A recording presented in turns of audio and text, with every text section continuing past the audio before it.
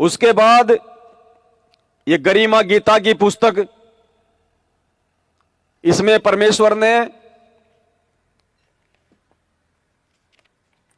Page number 187, गरिमा गीता की page number 187, इसमें परमात्मा क्या कह रहे हैं? गरीब आग पराई आपनी, हाथ दिए जल जाए। आग चाहे अपनी हो चाहे पड़ोसी की हो, अगर उसमें हाथ दोगे तो क्या होगा? आग ये थोड़ी देखेगी कि ये मेरा मालिक है, हाथ दोगे तो जलाएगी। कबीर आग पराई आपनी, हाथ दिए जल जाए। नारी पराई आपनी, भोगे सब कुछ जाए। परमात्मा कहते हैं स्त्री चाहे अपनी हो चाहे किसी पड़ोसी की हो चाहे कोई पराई हो, उसके साथ यदि हम संभोग क्रिया करते हैं तो परमात्मा कहते हैं भोगे सर्वस जाए।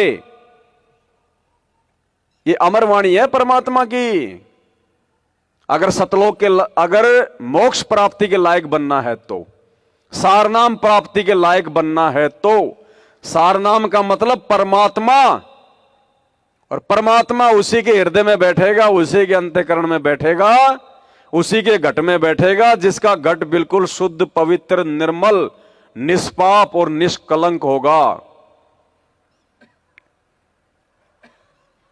कबीर परमेश्वर जी ने कहा है, यदि आप वेश्या तथा दुराचारी हो इसलिए हेस समझते हो कि वे पर स्त्री तथा पर पुरुष से भोग विलास करते हैं, गुरुदेव कहते हैं यदि आप किसी को इस बात को लेके हे समझते हो कि वो तो दुराचारी है, वो दूसरी स्त्री या पुरुषों के साथ में इस प्रकार के उसके संबंध हैं, आप अपनी विवाहित पत्नी से भोग विलास करते हैं और अपने को उनसे श्रेष्ठ मानते हो।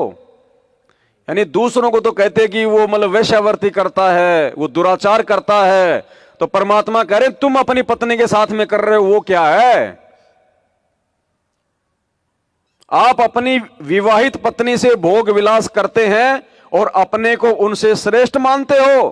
तो ये विचार करो कि यदि स्त्री मिलन करने से सब भ्रष्ट हो जाते हैं तो आप भी तो स्त्री या पुरुष से मिलन करते हो। भाई आप भी तो वही कर्म कर रहे हो, वो बाहर कर रहा है तो घर में कर रहा है, कोई बाहर चोरी कर रहा है तो कोई घर में चोरी कर रहा है, कर तो चोरी रहा है। जैसे अग्नि अपनी हो चाहे अन्य की, यदि हाथ दोगे तो जलोगे ही। अग्नि अपनी, अग्नि कोई बचाव नहीं करती। इस प्रकार विचार कर अपने कर्मों को देखो। परमात्मा कहते हैं थोड़े लिखे को ज्यादा समझो।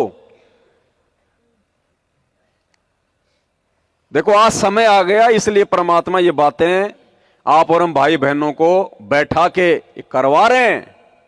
और यही बातें यदि गुरुजी सत्संग में कर दें, बरवाड़ा में कर दें, तो लोग पता नहीं क्या क्या बातें करने लग जाए परमात्मा के लिए। खुद ने तो सारे ऐसो आराम कर लिए, सारे भोग भोग लिए हैं। हमारे बच्चों का समय आए तो ये वो फलाना काहे का बाबा, ये वो तो ये भी बंद कर दो। अरे जब मोटे मोटे जो बुराइयां हैं, जो नियम है, दारू बीड़ी गुटखा, वो ही लोग नहीं छोड़ पा रहे थे, ये कर्म छोड़ देते। तो भाई और बहनों, उन लोगों के लिए आज भी वही बात है, वही समय उनका। आप और हमारे को परमात्मा ने लाखों की भीड़ में से छांट के साथ संगति में बैठाया है, सतलोक की ट्रेनिंग के लिए, सारनाम की प्राप्ति के लिए। तो आप और हम भाई बहनों ने ज्ञान आधार से इन बातों पे विचार करना पड़ेगा। अभी हम बिहार गए थे, वहीं से परमात्मा का बेड लगाने की ये प्रेरणा हुई, क्योंकि उस बहन के घर में सत्य भक्ति चल रही है। 2020 में उसने नाम दीक्षा ली। एक बेटी है उसके घर में, 14-15 साल की, गांव में रहती है वो बहन। बराबर में उसके देवर का घर है जहां उसके सास ससुर रहते हैं। पति उसका फास्ट फूड का ठेला लगाता है। 2020 में उस बहन ने नाम लिया और ज्ञान समझ में आ गया 2 महीने बाद में उसने अपने पति से कह दिया कि मैं और संतान पैदा नहीं करूंगी, मुझे ऋण संबंध नहीं बढ़ाने, मुझे संस्कार घटाने हैं, बढ़ाने नहीं है, मैं सदा नहीं रहूंगी। बेटी को तो चलो शादी कर दूंगी, दूसरे घर चली जाएगी, अगर बेटा हो गया तो मेरे तो संस्कार बनेंगे, मेरे संबंध जुड़ेंगे, पोते फिर उसके पोते, मैं तो यही सोबरी ऋषि की तरह मैं तो मार खा जाऊंगी। और अपने पति से कहा कि चाहे आपने भक्ति करनी या नहीं करनी है, तीनों ने नाम ले लिया था कि मैं आज के बाद में आपके साथ में किसी प्रकार का कोई भी गलत काम नहीं करूंगी, मुझे अपना मोक्ष करवाना है। तो जब आत्मा इतनी दृढ़ होके कोई जब वो फैसला लेती है तो परमात्मा उसका साथ देता है। और ज्यादा उम्र नहीं है उनकी, 30 साल के अंदर अंदर है दोनों। उसके पति ने कहा कि कोई बात नहीं, आप सही कह रही हो, हमने तो अपना आत्म कल्याण करवाना है। और उसी दिन से एक बार कहने से उसका पति मान गया। ये गुरुजी का आशीर्वाद है जी, भगवान की। और परमात्मा साक्षात आते हैं उस घर में। कोई भी बात होती है, कोई भी मन में शंका हो जाती है तो परमात्मा आके समाधान करते हैं। फिर माहौल से पता चल जाता है। ऐसे घर में इतना विरोध था उस बहन ने, उस गांव का, अपनी सास का, अपने रिश्तेदारों का, अपनी मां का, लेकिन उसने कहा कि नहीं, मेरी असली मां, मेरा असली बाप मेरा गुरुजी है और मुझे तो मोक्ष प्राप्त करना है, मैं किसी के झांसे में आने वाली नहीं। और यही वो कारण बनते हैं मोक्ष प्राप्ति के। क्या कहते हैं परमात्मा? नुक्ते ऊपर रिजेगा, करोड़ों कर्म जल जाएं तुम्हारे। ये नुक्ता होता है ये। अरे माला तो सभी फेर रहे हैं, 3 समय की आरती का ढोल तो सभी पीट रहे हैं हम। वो विशेष कर्म कौन से हैं जिनके करने से परमात्मा प्रसन्न हो? गुरुजी कहते हैं तुम सोचोगे तुम अपनी भक्ति से तुम पार हो जाओगे। परमात्मा कहते हैं लाखों लाखों साल माला फेर फेर के जा लिए लोग, सब यही धक्के खा रहे हैं। ग्रेस मार्ग चाहिए, ग्रेस मार्ग। ग्रेस मार्ग का मतलब गुरुजी की विशेष मेहर, गुरुजी की विशेष रजा, उनकी कृपा। और वो कैसे मिलेगी? वो परमात्मा ने बताया कि भगत जब ऐसा कोई कर्म करता है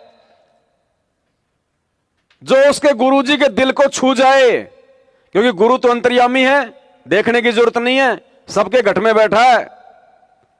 उस भगत के उस कर्म से गुरुदेव ने बताया कि ऑटोमेटिक उसके गुरु की तरफ से एक लहर जाती है, एक मेहर जाती है, प्यार की, आशीर्वाद की।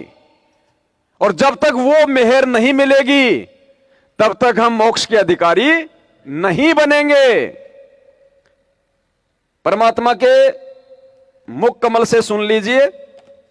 कहते हैं तुम्हारा जो कल्याण कैसे होगा कि सतगुरु जो तत्वदर्शी संत है उसको नजर निहाल कर कि इतना उनके अनुसार उनके मर्यादा में चल के वो तेरे ऊपर गदगद हो जाए। वो संत के मेरी प्यारी आत्मा परमात्मा को पाने के रास्ते पर बिल्कुल सही चल रही है। तो अंदर से जो एक हिलोर आती है संत के अंदर से, जिस भक्त की, जिस बहन भाई की क्रियाओं से जो प्रसन्न हो जाता है कि ये सही मर्यादा में चला, तो वो जो एक रजा आती है उसके बाद फिर एक उसकी प्रति एक कसक जाती है कि बहुत अच्छी, और परमात्मा अपने बच्चे पर मेहर रखना, ऐसे ही चले। तो वो एक आशीर्वाद आपको एक्स्ट्रा मिलता है जिसको ग्रेस मार्ग कहते हैं। तो यहां कहते हैं इन बातों के पाइए कर सतगुरु नजर निहाल है। मान लेते नहीं वो ज्ञान भी हो गया कैसे ऐसे होता तो, और सतगुरु नजर निहाल हुआ नहीं, तुझे सार नाम फिर सार शब्द मिला नहीं तो भी बात बिगड़ेगी। इसलिए ये कल्याण कहती है बातें कहने सुन की ना है, कर पाड़ने की है।